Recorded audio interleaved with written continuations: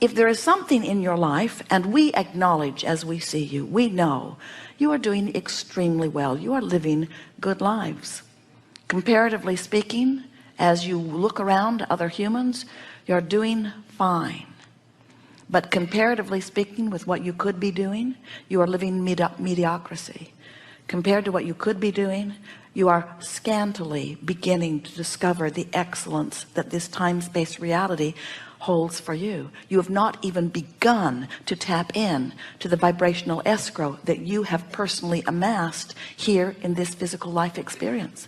You've not begun to live what you can live, only because you do more observing about what is than you do thinking about where you're going. As you begin to train your mind to focus upon things you want rather than things you've got, as you begin to care so much about how you feel that you guide your thoughts based upon their feeling quality rather than upon their factual quality, as you care about how you feel rather than wanting to express the truth of a thing, there are a lot of things that are true that you don't want, and yet you feel virtuous because you express the truth. And we say, if you keep beating the drum of things that are true that you don't want, you keep creating more things that you don't want that are true. In other words, law of attraction does not discriminate, and that's the wonderful thing about law of attraction. It allows you your freedom to choose. You are so free you can choose bondage, you see.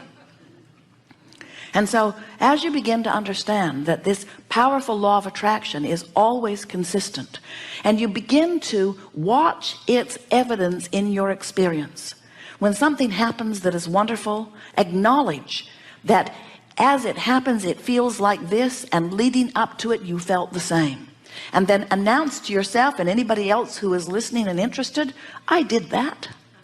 When something that you really do not want happens in your experience, and you feel the manifestation of it, you feel how it feels, and then you feel for other things you've been thinking that felt like that, announce to yourself and anybody else who is listening and interested, I did that.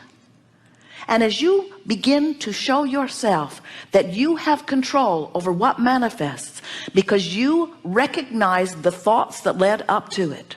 Yesterday someone said, but what about those things that come out of the blue? And we say, nothing comes out of the blue, it comes out of the oblivious. In other words, nothing comes out of the blue if you are aware of the way you feel. And you can start right now. The next thing that happens that is big in nature, that feels really good or really bad, settle into it and say, oh, I can really feel this. And then reach for recent thoughts that evoke that same feeling and say to yourself, I saw this coming. I saw it coming. I sensed it coming. I felt it coming. I knew it was coming. Expectancy is about being aware that this behavior brings forth this experience.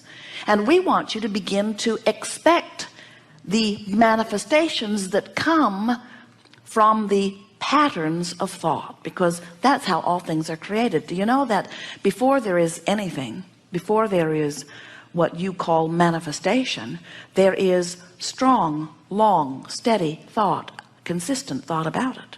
So to be the creator of your reality, which you are, to be the deliberate creator of your reality, which you want to be the deliberate creator of your reality, you want to direct your thoughts. Well, most everybody says, sounds good to me, I'm ready to go. But we want you to know that you need a way to quantify your journey. When you are directing your thoughts, you have to know what is the direction that is leading you toward what you want, and what is the direction that is leading you toward what you don't want. And when you listen to the others around you, have you ever had a decision to make, and so you decided you would poll the people that are close to you, and every one of them gave you a different answer? This one said do it, this one said don't do it, this one said do it but do it this way, this one said do it but do it this way, this one said don't do it and don't do it ever, and this one said don't do it but maybe do it later. And they drive you out of your mind because they can't possibly give you guidance that is good for you. They can only give you guidance about you that is good for them, because everyone must factor in how this fits into their life experience. Everyone is selfishly oriented. You cannot help but see through the eyes of self. When you go to the car dealer and you say to him, which do you think is the best car for me?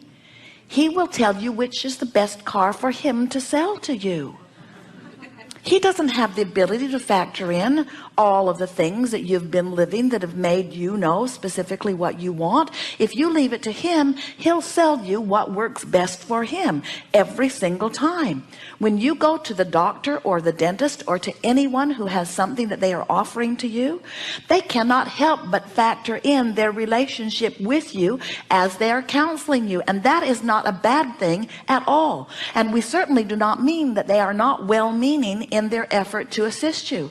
What we are saying is, every time you interact with someone else, you get all kinds of vibrational interference, is really the best word, because no one can guide you accurately. And when you ask them to, and even when they do their very best to guide you, and it turns out however it turns out, you almost always end up resenting whatever it was they told you. Because if you're not a vibrational match to what you've been asking for, it can't come. And it doesn't matter how precisely you tried to follow anybody else's advice. You cannot quantify your journey, and you cannot get from where you are to where you want to be by asking anyone outside of you what is the proper path. Religion cannot give it to you. Politics cannot give it to you. Your mother cannot give it to you, and your teacher cannot give it to you. No one can give you accurate guidance, but no one needs to, because you've got built-in guidance. And the guidance works like this. You come forth from non-physical, but you don't all come forth from non-physical. The larger part of you, the eternal part of you, the source energy part of you, the God force part of you remains non-physically focused. Do you understand that? In other words, many people think that they're dead or alive, which means their soul is in heaven or it is here with them. Many people think that it is one way or the other, and we're wanting you to understand. It's like when you plug your toaster into the electricity that comes through your wall. You don't ask the electricity to come and be the toaster. You're happy that the electricity remains the electricity and that it powers your appliances. You understand the difference between the source of the energy and the toaster. And so we're not wanting to be disrespectful, but you are the toaster. You are the extension of source energy, but the electricity, the source, will always remain non-physically flowing to you. So this source energy is always there flowing to you, and as you are here in your physical experience, life is causing you to have a constant expansion of personal desires. And we cannot emphasize accurately or enough the power and importance of the personal part of your desires. You are uniquely perfect. You are personally perfect. You are uniquely asking, and source is delighted to respond to your unique requests that are born out of your unique life experience and perspective. Every single one of you is unique and appreciated. So you live life, whatever it is, and out of it you ask for those unique things. Now many of you say, oh, the things I'm asking for are not that unique. And we say, yes, they are. The combination of the life you live and the rockets of desires that shoot out of you and the vibrational escrow that is amassing on your behalf because of all that you've lived before and what you're living now is a unique part of the expanding universe, and every bit of it is of value.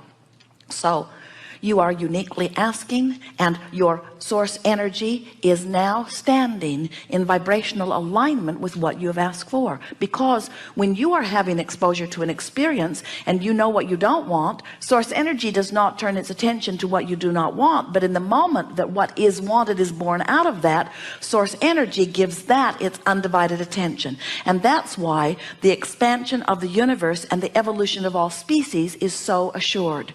Do you sort of get how that works? In other words, every particle of consciousness, even the one-celled amoeba or organism, is having its perspective, its exposure to its experience.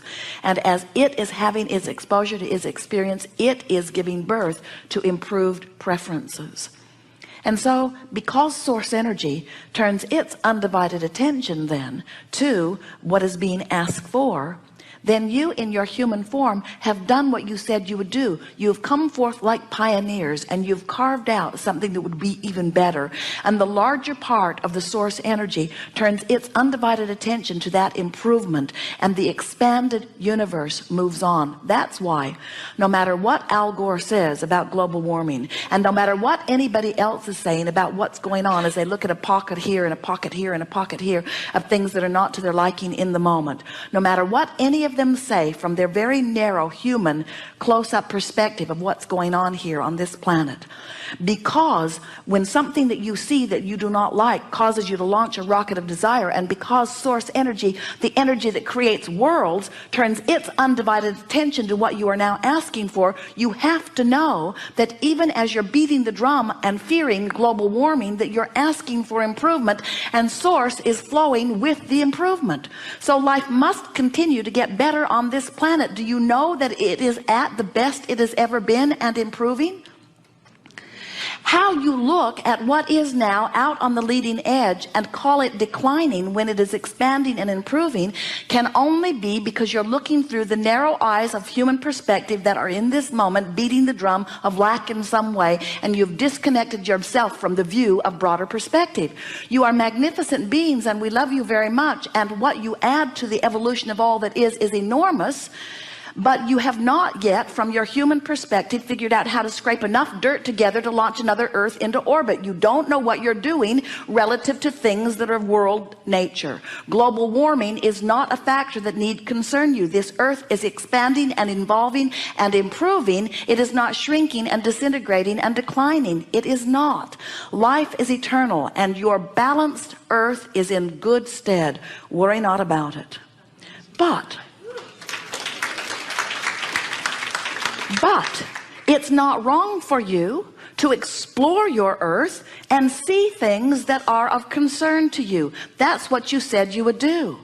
So you see something that is of concern to you, immediately you ask for an improvement, and immediately the rocket of desire shoots out of you, and source energy is on the case.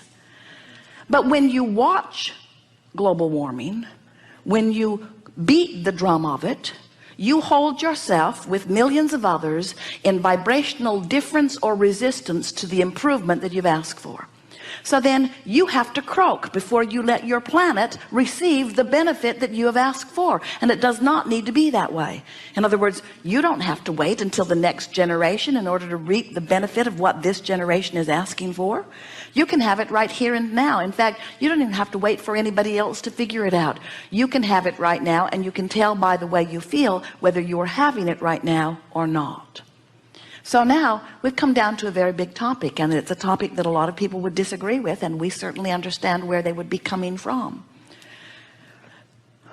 So you look into the world, and maybe you even watch that whole movie about global warming. And as you watch it and you see pictures of things that you don't want to happen to your planet happening, or you see speculation of what's going to happen further, and you feel that horrible feeling within you that always happens when you look at the opposite of what you want. So you feel that horrible, horrible feeling, and then you say, but there are things in that movie that are true. And we say, you got to ask yourself, and now is as good a time as any. Am I going to guide my experience by looking at what is, because it's true, and therefore create more of it? Because the law of attraction will give me what I give my attention to. Or am I going to ride the rocket of desire that has been born out of it? Am I going to think about what I want? Am I going to let the way I feel be my criteria for the direction of my thought, or whether something is true?